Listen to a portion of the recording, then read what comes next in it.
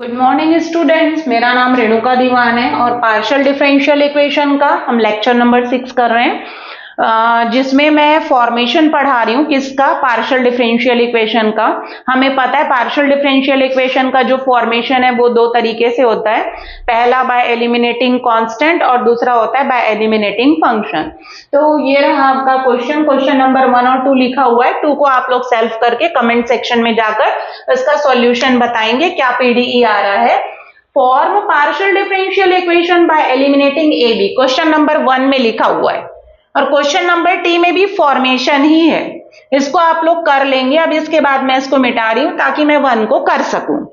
तो z is equals to क्या लिखा हुआ है? x प्लस ए इंटू वाई प्लस बी। अब इसके पहले आपने जितने भी क्वेश्चंस किए हैं वो सभी इसी तरीके से दिए हुए थे। z इज इक्वल्स टू पहली बार आपका z स्क्वायर यहां पर दिया हुआ है, तो उसमें कुछ नहीं है। एक्स वाई इंडिपेंडेंट वेरिएबल है और जेड जो है वो आपका डिपेंडेंट वेरिएबल ही है।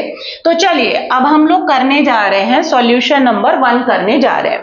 तो सॉल्यूशन नंबर 1, जब भी आप लोग का फॉर्मेशन ऑफ पीडीई का क्वेश्चन आता है, इंपॉर्टेंट है ये क्वेश्चन, क्योंकि यहां पर आपको 3 कांस्टेंट गिवन है ए बी सी और आपको क्या चीज को एलिमिनेट करना है? सिर्फ 2 कांस्टेंट को एलिमिनेट करना है और वो है ए बी।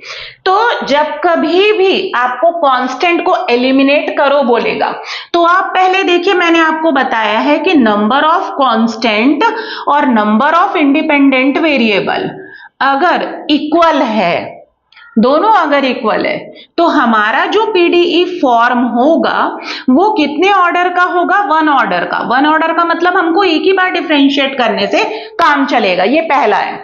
अब इसमें ये तो फिक्स हो गया कि आपको कांस्टेंट को एलिमिनेट करना है। क्वेश्चन में बोल दिया एबी को एलिमिनेट करना है, तो फंक्शन वाली बात ही नहीं होती। अब मैंने देखा यहाँ पर कितने कांस्टेंट है, तो एबीसी 3 कांस्टेंट है। तो पहले आप देखिए, आपको एक बार डिफरेंशिएट करने से एबी एलिमिनेट हो जाएगा कि 2 बार आपको डिफरेंशिएट करना पड़ेगा? तो यहाँ पर नंबर ऑफ कांस्टेंट जो आपको एलिमिनेट करना है वो 2 है, एबी। और इंडिपेंडेंट वेरिएबल कौन है? एक्स वाई, वो भी 2 है। 2 is equals to 2. That means constant और नंबर ऑफ इंडिपेंडेंट वेरिएबल दोनों इक्वल है। यहां पर ए भी कांस्टेंट है, सी को हम कंसिडर नहीं करेंगे बिकॉज ऑफ है तो 3 कांस्टेंट, लेकिन हमको सिर्फ ए बी एलिमिनेट करने के लिए कहा है। That means number of constant कितना है? 2 है। और इंडिपेंडेंट वेरिएबल एक्स वाई वो भी 2 है। दोनों के दोनों इक्वल है, मतलब हमारा जो पार्शियल डिफरेंशियल इक्वेशन फॉर्म होगा वो 1 ऑर्डर का होगा। 1 ऑर्डर का होगा मतलब हमको सिर्फ एक बार डिफरेंशिएट करने से काम चल जाएगा। तो ये चीज थोड़ा सा ध्यान रखना है और ये क्वेश्चन इंपॉर्टेंट है। आप ए बी सी तीनों को इंडिपेंडेंट वेरिएबल है, तीनों कांस्टेंट है करके नहीं करेंगे।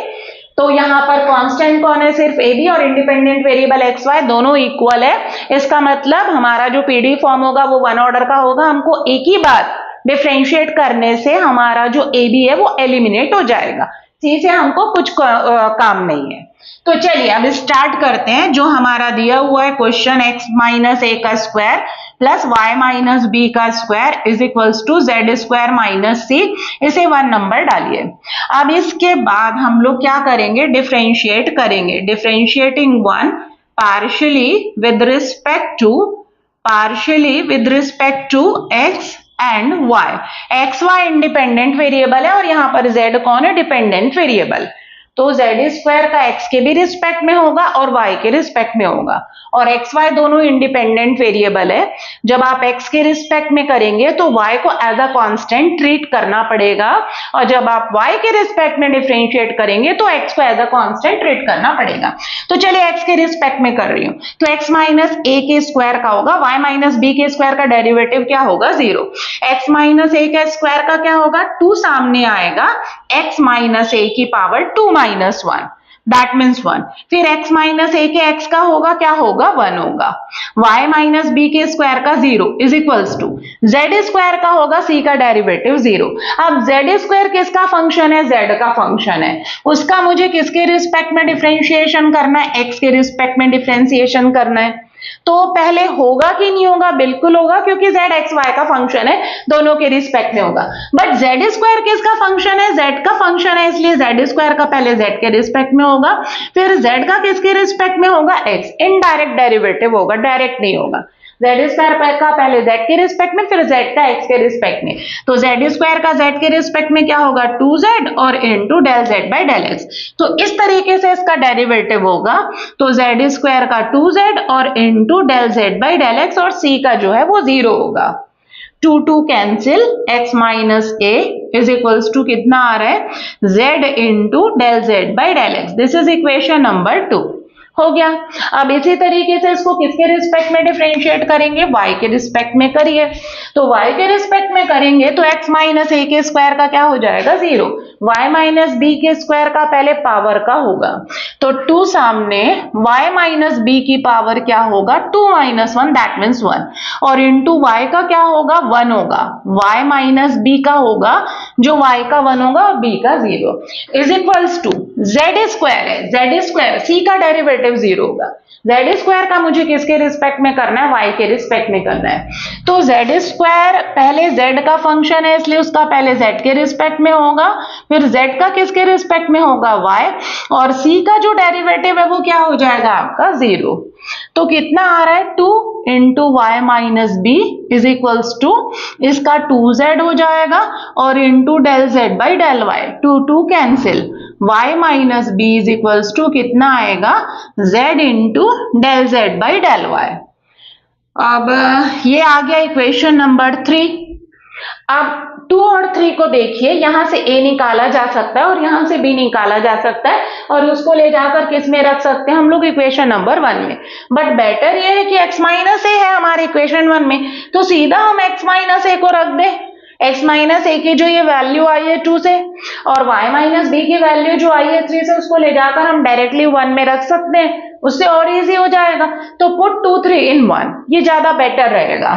तो पुट 2 and 3 in 1, तो आप लिखिए पुट 2 and 3 in 1, तो क्या हो जाएगा x माइनस a का square that means z del z by del x का स्क्वायर, और plus y minus b that means z del z by del y का स्क्वायर, और इज इक्वल्स टू कितना है z स्क्वायर माइनस c रहेगा क्योंकि हमको सिर्फ a भी एलिमिनेट करने बोला है।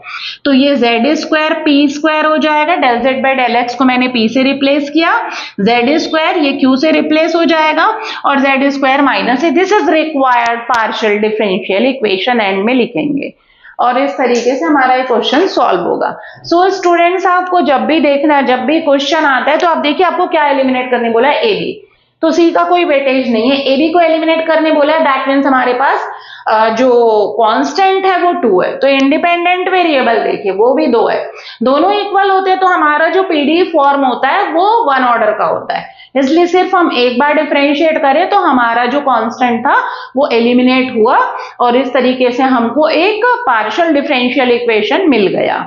So thank you students.